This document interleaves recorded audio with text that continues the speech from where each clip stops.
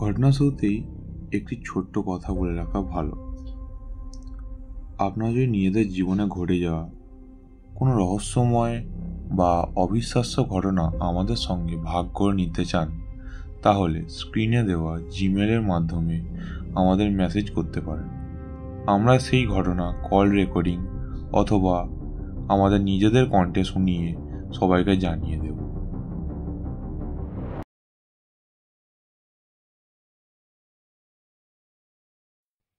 আজকের গল্প, হাসপাতালে অশরীরী আতঙ্ক। নমস্কার দর্শকগণ, আজ আমি আপনাদের সঙ্গে এক ভয়ঙ্কর সত্য ঘটনা শেয়ার করতে চলেছি। এই ঘটনাটি আমি আমার বোনের কাছ থেকে শুনেছি, আর সে এটি তার দাদার কাছ থেকে জেনেছে। ঘটনাটি একবার স্বাভাবিক দিনের মতোই শুরু হয়েছিল। আমার বোনের দাদা, তিনি একটি নির্দিষ্ট জায়গায় কাজ করতেন। হঠাৎ একটি প্রচণ্ড অসুস্থতা হয়ে পড়েন। শারীরিক অবস্থার অবনতি করতে থাকায় শেষ পর্যন্ত তাকে হাসপাতালে ভর্তি করা হয়। চিকিৎসার পর ধীরে ধীরে তিনি সুস্থ হয়ে উঠেছিলেন, আর মাত্র দুদিনের মধ্যেই হাসপাতাল থেকে ছাড়া পাওয়ার কথা ছিল। বাড়ি ফেরার আনন্দে সেদিন রাতে তার ঘুম আসছিল না। তিনি যে ওয়ার্ডে ছিলেন তার পাশেই ছিল এক বিশাল ব্যালকনি। হ্যাঁ, এখানে বলি, তার একটু সিগারেটের নেশা ছিল। এবার বাকি গল্পটা বলা যাক। সিগারেটের নেশা থাকায় ঘুম না আসার ফাঁকে তিনি ব্যালকনিতে গিয়ে ধূমপান করছিলেন। ঠান্ডা বাতাস বইছিল, চারপাশ নিস্তব্ধ। আচমকা ভাবতে ভাবতে তিনি হাঁটতে হাঁটতে একটি ওয়ার্ডে ঢুকে পড়েন। প্রথমে খেয়াল করেননি, কিন্তু হঠাৎ হাত ওয়ার্ডের প্রতিটি বিছানায় শয়িত দেহগুলোর উপর সাদা কাপড় ঢাকা। তার হৃৎপিণ্ড ধরপড় ওঠে। মুহূর্তেই বুঝতে পারেন এটি আর কিছু নয়, হাসপাতালের মর্গ। ভয়ে জমে যান তিনি।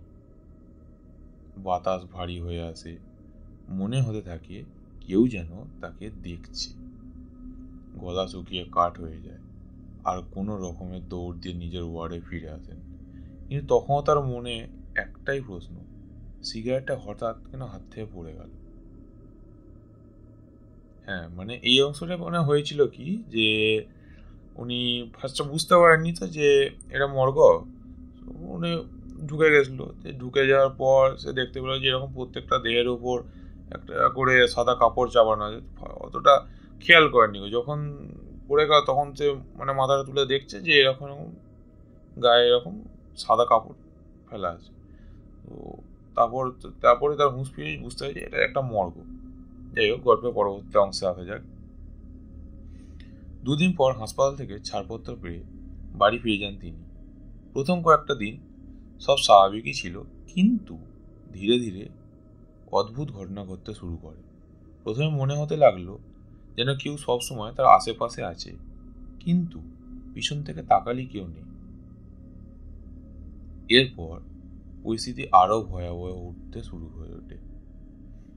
তিনি প্রায় অনুভব করতে থাকেন কেউ তার ঘাড়ের ওপর নিঃশ্বাস ফেলছে। মাঝরাতে ঘুম ভেঙে গেলে মনে হতো ঘরের কোণে কেউ দাঁড়িয়ে আছে, কিন্তু আলো জ্বালালে কিছুই দেখা যেত না। ধীরে ধীরে তিনি ছায়ামূর্তি দেখতে শুরু করলেন। চলাফেরার সময় মনে হতো চোখের কোণা দিয়ে অন্ধকার একটু দ্রুত সরে যাচ্ছে। প্রথমে পরিবারের লোকেরা বিষয়টি অবহেলা করলেও বাড়ির বয়স্করা বুঝতে পারেন কিছু একটা অশুভ শক্তি তার সঙ্গে লেগে আছে। হ্যাঁ, এবারখানটা বলি, মানে আগেকার দিনের মানুষরা যারা মানে একটু আমাদের বয়স্ক দাদু ঠাকুমা যারা হন, তো আগেকার দিনের মানুষ তো তখনকার দিনে তো এত ওষুধপত্র কিছু ছিল না। সেই ক্ষেত্রে ওরা এই ঝাড় ফুঁক ওঝা টোঝা এসবও একটু বিশ্বাসটা বেশি করতেন। সেরকমই তখন ওরা একটা বুঝতে পারতেন যে এর উপরে এরকম খারাপ হাওয়া লেগেছে বা এরকম দোষ পেয়েছে, এরকম ব্যাপারটা সে বুঝতে পারেন। সো সেরকমই একটা কেস এখানে একটু বোঝা হয়েছে।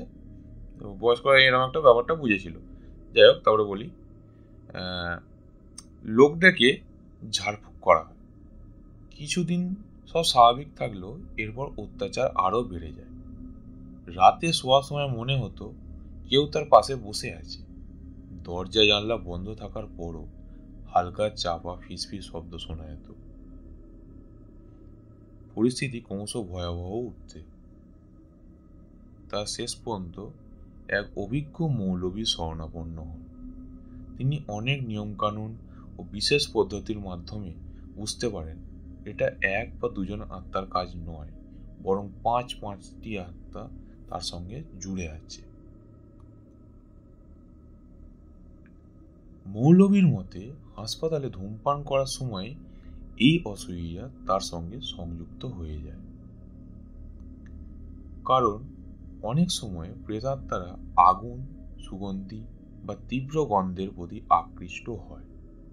সেই রাতে তিনি মর্গের সামনে দাঁড়িয়েছিলেন, তখন তারা তার গন্ধে চলে আসে।